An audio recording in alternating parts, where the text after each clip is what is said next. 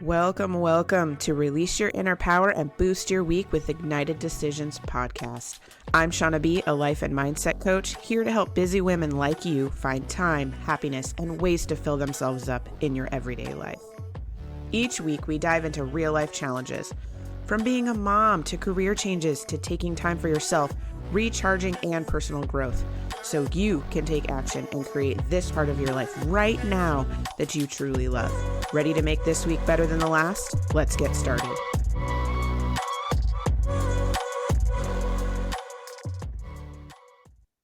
Welcome back to Release Your Inner Power podcast. I'm super excited about this guest today. Her name is Catherine. She's going to be sharing so many things about grief that I'm excited to hear what she has to say today. Welcome, Catherine, to the show. Thank you so much for inviting me here. I'm excited. Tell the listeners a little bit about who you are and how you help the world. Oh my goodness, yes. So my name is Catherine McNulty. I am the founder of an organization called Grief Inspired. I'm located here in Virginia Beach, Virginia, although I am a transplant from California and before that, Pittsburgh. So if you like any of those areas, that's where I'm from. I'm a diehard Steeler fan, but I also love all things California. And I certainly didn't think that I was going to be a grief coach and educator. That's what I do primarily now, full time. I was in the biotech industry, and what I do now is help people get through the grief process. I help them move forward and learn how to live with their loss, because so much about the grief process, if you lose a spouse, if you lose a parent, if you lose a child, life can change very dramatically, very quickly. And sometimes we can be left wondering, what the heck do I do now? And so when people have that question, but then also want to say, I want to get through this, then they come find me. And they primarily find me on my YouTube channel. And now I also have a school platform where I educate people and run support groups there as well. Oh, I love school. School is wonderful. I love that. I love that. I can personally say, when you said, when people are ready and to help them work through it, I lost somebody very traumatically and unexpectedly. And it's so crazy how much it changes in the world and your thought process and how you can get stuck in, it's weird. It's like you're in your own little bubble, and it's like at least for me looking out, I'm like, doesn't everybody know what the heck just happened? And no, because they're not connected to it, but it's just this whole thing of moving through the world and figuring out what the next steps are. And I think what you do is so awesome, because it can change people's lives. Helping people through that. Some people get stuck in that trench and they don't come out. And it's years and years and years. And then they're not living anymore. It's almost like they passed with that person. And it can be super traumatic. And so I love that you're doing this, because I know for me, if I knew about it, I'd be like, yes, please help me do this process, because you're foggy. You can't think straight. You're like, I don't even know what to do. I barely even want to get up and do the things. And here I am doing work and doing all this, and you're not feeling it until a certain point. So I love this. What got you started in this? What got you to start? So like I said, I certainly didn't set out to be a grief coach. My life was, I was talking about it earlier today. I pretty much had the American dream, right? I didn't have a picket fence, but there could have been one there in my front yard. So I had all of the things. I had the career, I had the 401k, I had just gotten marriage, and the only thing that I needed in life was a child, and then my life literally would have been perfect. And life doesn't always go the way you want it to go. And so I first had, when I went to try to get pregnant, I was almost 40. I had a miscarriage. They call it a missed miscarriage, where the baby just dies in utero. So your body still thinks you're pregnant. It's very cruel. But the baby's no longer living. but I was diehard, like we are going to go again. So I got pregnant again. Then I had a premature son, and he was born about 3 months too early. And he lived for 42 days.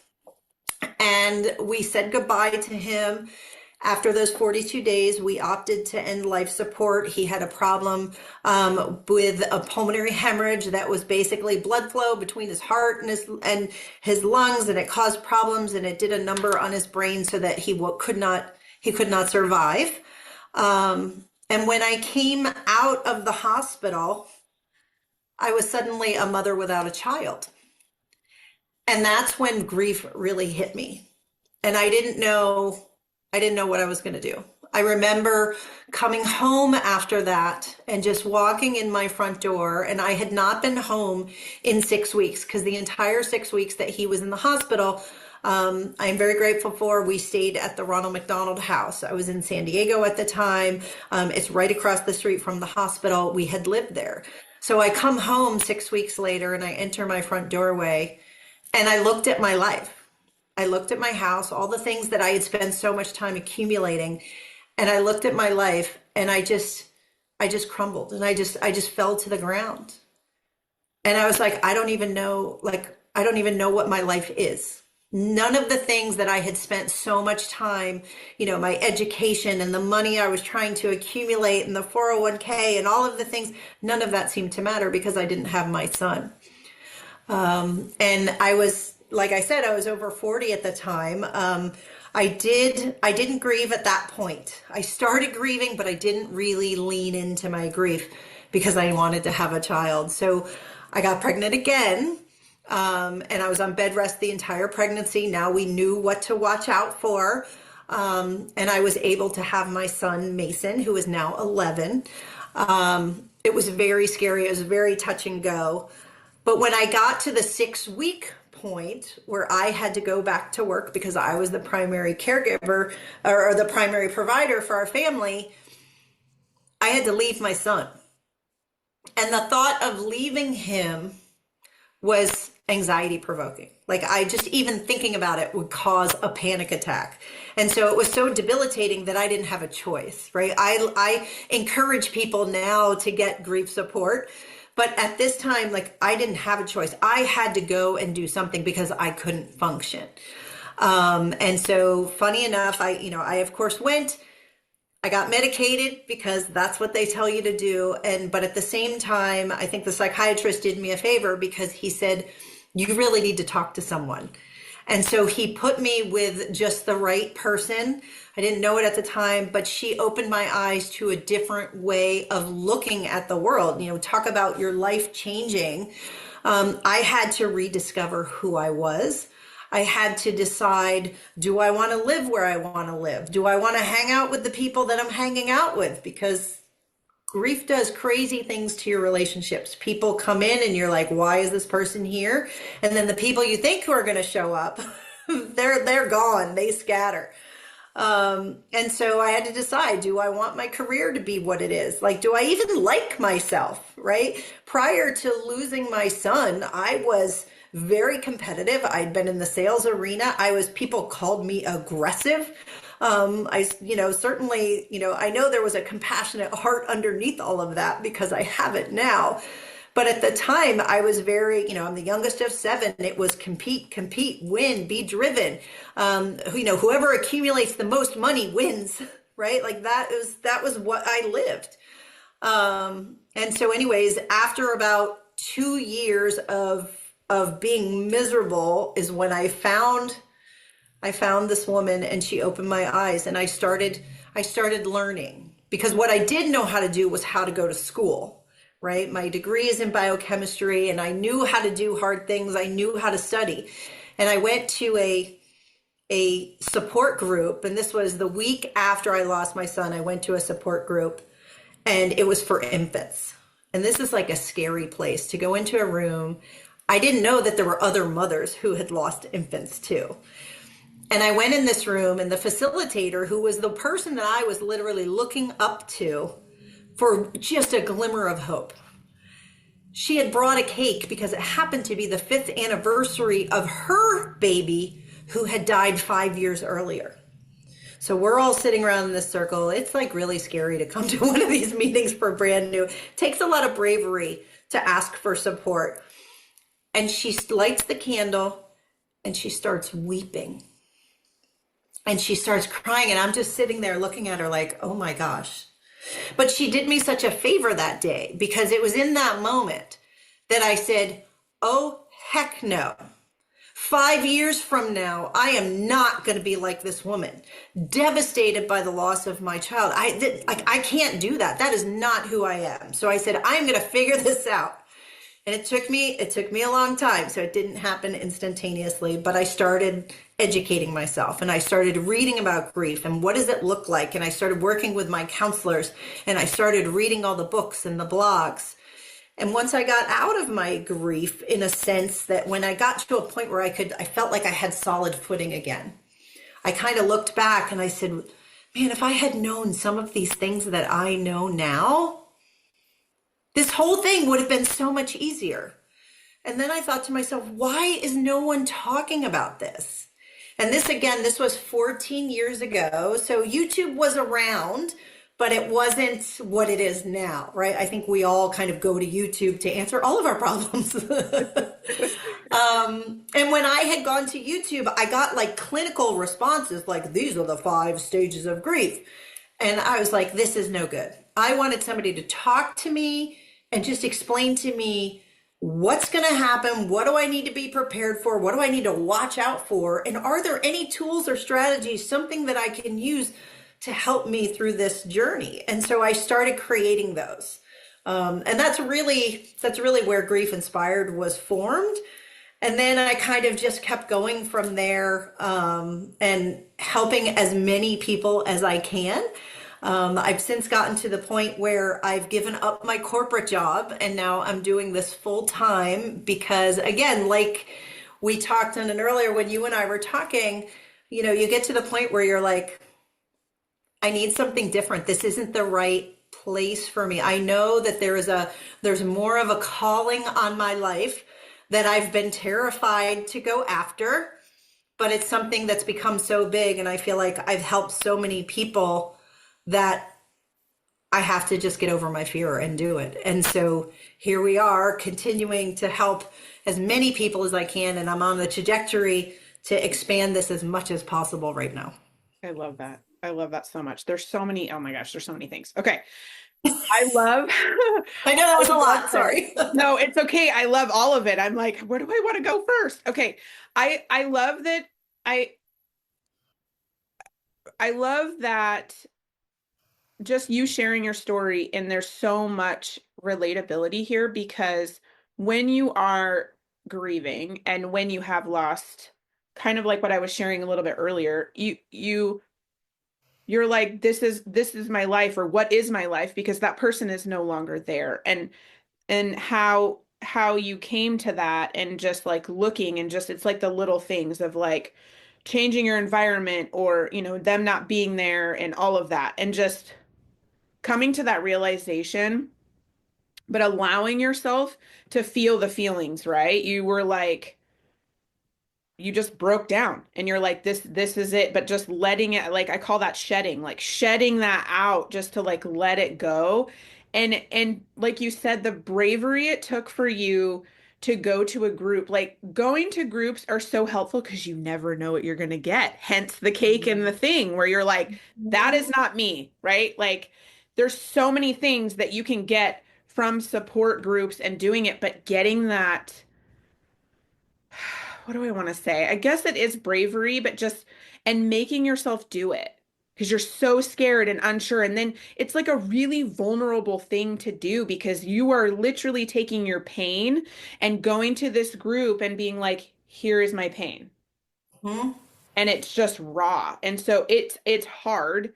At the same time, it's so needed. Sometimes I feel like the biggest payout or the biggest shift or the message we receive, like for example with the cake situation, is in those really vulnerable hard moments that you just do, and then you get your message and you're like, okay, thank you, I got it, and now I want to do something different.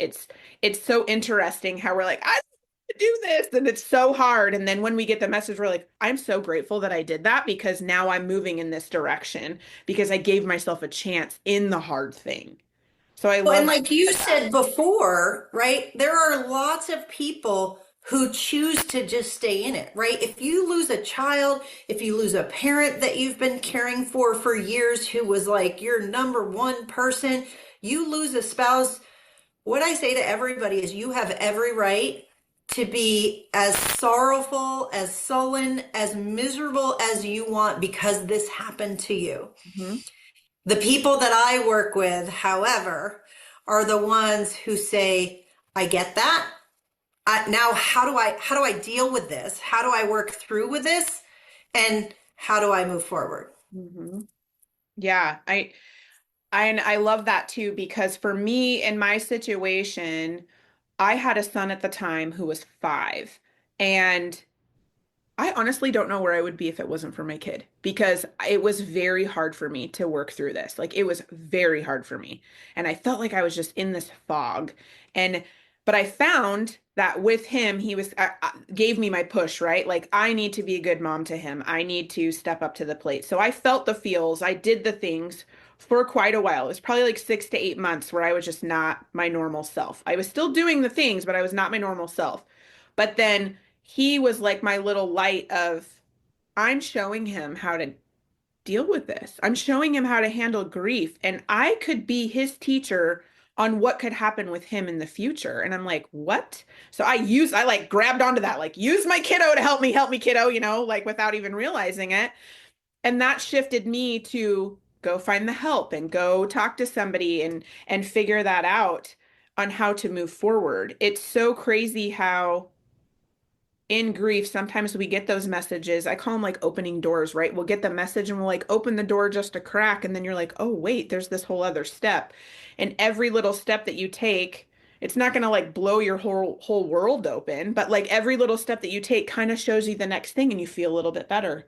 You're like, okay, you feel a little bit better. Here's a quote. Do you know the quote from Rumi that says he was a poet and he says that the wound is the place where the light enters? Oh, I love that. Mhm. I love And that. so that's the thing is grief will crack you open. Hmm. And if you let the light in, if you do the work, if you feel the pain, you can move forward and it doesn't go away. It's not like, they compare it to the flu, right? It's not like a cold, something that you catch and then you Yeah. kind of wait and it just like dissipates and it goes away. Like if you get the flu will go away. Grief doesn't go away, but it will teach you if you learn about your grief. You learn how to carry it. You learn how to live with your loss. And you take it with you, and it informs you of other things and what you want to come next. Yeah. Yes. I love that. So tell me a little bit how I know you said that you work with people that are ready to make that change and work with their grief and work with that moving forward. Tell me a little bit about how you do that. Yeah, so there's a couple different things. Grief, what I've learned is that three things. Grief is all about education. So you need to learn about grief. You need to learn what it is, how it's going to show up, how it's going to show up for you, and what that means. Secondly, you need to experience other people's grief. So you need to hear stories that are similar to your own, right? With the same type of loss. If you lose a parent, if you lose a spouse, if you lose a child, you need to be with other people who have had those similar losses because we are creatures of comparison. But it's also validating. And then you need to be able to actually share your own story and connect with other people and build relationships and be in a space with people who do understand, with people where you can say the things that are actually going through your head and people won't like be like, are you crazy? Mhm. Right. And so the way I do that is, well, my education, my YouTube channel is primarily for education. What I like, we mentioned the school platform earlier. There is, I can provide education in there by way of courses and things. But we also come together twice a week. So it's a paid membership, and then we come together twice a week. And we just get on a call and we either talk about the homework, we talk about, whatever I've put in there that week, or we just talk about what's going on. Because the reality is that when people start to go through things, whether it be, well, I'm dealing with probate, well, I have to start clearing out my husband's things, or, somebody's showing up and I don't know what to say to this person. I don't know how to set a boundary. I don't know how to stop these thoughts. So we call it rumination in grief, where you just think these thoughts over and over again. How do I unravel the shoulds? Like, I feel like I should be better by now, right? Everybody thinks that year mark is when grief is supposed to end. Newsflash, that doesn't happen. So I used to run very definitive 12-week courses, were good in that they gave people the education. But what I found in those courses is that people developed some of the strongest connections with other people in the course, that at the end of the 12 weeks, it was almost like giving them another loss because now the course was over. And so that's where I've gone to the paid membership, so that people can come in, they can go out, they can stay as long as they want. If they leave for a couple of months and then something comes up, they can come back in, and the same, and we're all still here and we're all still going through it. Because grief is not something that, it doesn't end at the year mark. Sometimes for a lot of people, it starts getting harder at a year mark. But it ebbs and flows. And so we talk through it all. And then I have a series of what I call the 10 grief inspired mantras that we use, that are things that are positive affirmations that we can tell ourselves as we grieve. And, number one starts with, I am worthy and deserving of happiness. Because we have to understand that even though we've lost the people that we love, it doesn't mean that we have to be miserable for the rest of our lives. And that somehow, if we're happy again, that we're somehow betraying them. Right. That's not the case. And I would actually argue the counter to that, which is like, who are you not to be living your life happy, given the fact that your loved one is not here? Right. That is so interesting that you say that, because I bounced between both of those for a really long time. Like, I would be like, oh, I can't do that. And then wait, but he would want me to do that. And I just bounced back and forth, back and forth. And it was kind of like an internal battle that I was having. I'm wondering, do you find that that's a common, like, Oh, yes, yeah, absolutely. Because what happens is, so you mentioned being numb, right? Oftentimes we're very numb at the beginning of the grief because the loss is so big that our minds have to handle it. So being numb and feeling that, sometimes we call it like a surreal feeling, where we feel like I said I walked through life like a zombie, doing what I had to do, but I wasn't really participating. That's really a gift from your brain, protecting you from the amount of pain that you're going to experience. And so your brain kind of like lets you come out of that a little bit at a time, and releases that pain. But then what happens is you start having moments where you're like, wait, I just smiled. So I joke, I remember the first time I ever laughed after my loss. My husband, who is now my ex-husband, was out in the backyard and I was just sort of hanging around, not doing anything. He was working on something. He was always tinkering on something, and he was using a hammer. And he hit his thumb with a hammer. And of course, there was a series of words that came out of his mouth. Yeah. I burst out laughing because I thought it was hilarious. And I realized, oh my gosh, I just laughed. Like, it was the first time that I realized I could laugh again. But then as soon as I laughed, I felt that tinge of guilt, because like, wait, I shouldn't feel guilt. I mean, I shouldn't feel happy. And so then we feel guilt because we are happy, because we feel like we should be sorrowful. And so for a lot of people, it takes a certain amount of time to realize that you can, I use the term, I have a science background, so I use the term decouple, but it's basically to be able to separate, to say like, this is my pain and my pain is still here and I can hold my pain, but I'm still allowed to be happy. And one of my clients coined a term. So I've been looking for the term that is the combination of feeling really sad because you miss your person, but also being happy because you knew them because of things, that are happening in your life now. And they came up with the term gratisad.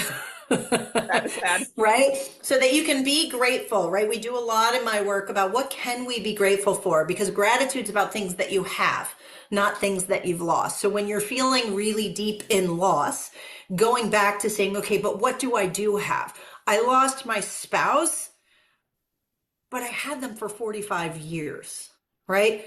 For me, I lost my child. He only lived for 42 days. But what a gift that he was. And would I return that? Would I not want him to have been born knowing the pain? Absolutely not. Right? So this gratisad, so you can be sad and grateful in the same moment. I love that. I love that.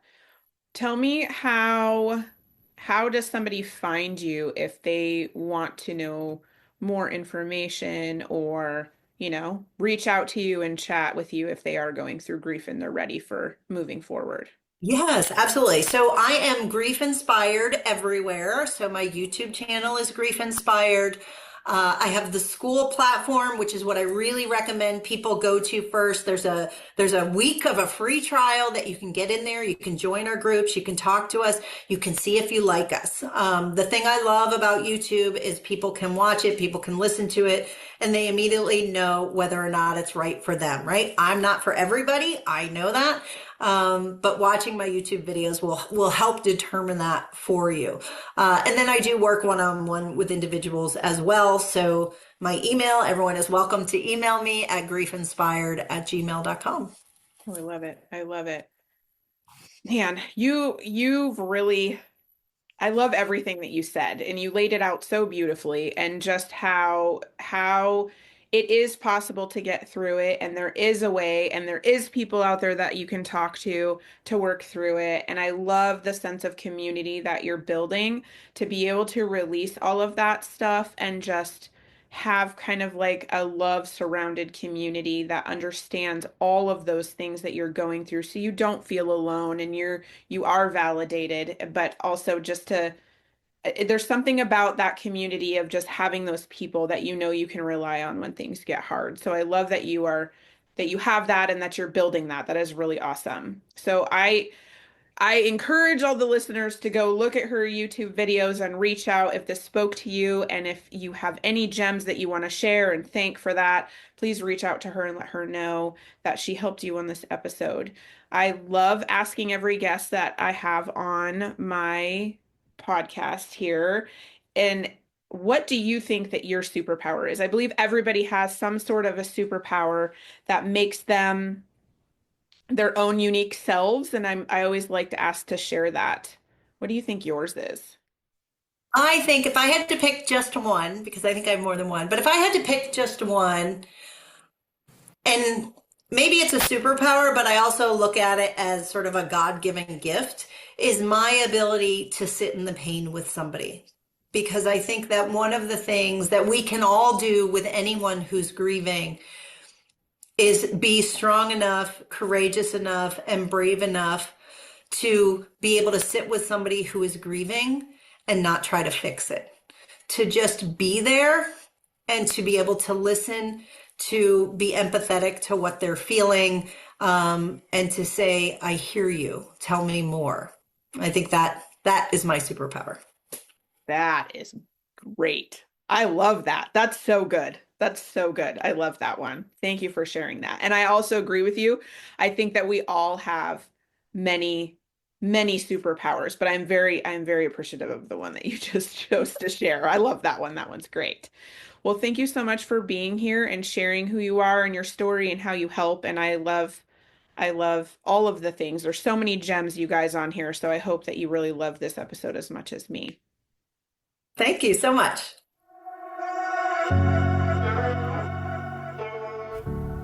Thank you for listening to today's episode. I hope you enjoyed the conversation, learned something new, or got some gems to take away that will boost your week. I release a new episode each week, so make sure to click that follow button to not miss what is coming next. If you love the show or want to share a story, send me a quick message. I love hearing from listeners. If you know someone who needs this episode in their life, go ahead and share it with them. I'm sure they would love you for it. If you are looking to connect more, check out the show notes for all the social links, my website. I would love to hear how this episode helped you and what you loved about it. If there's a topic you want to hear about, send that too. All right, ladies, now is the time to release your inner power.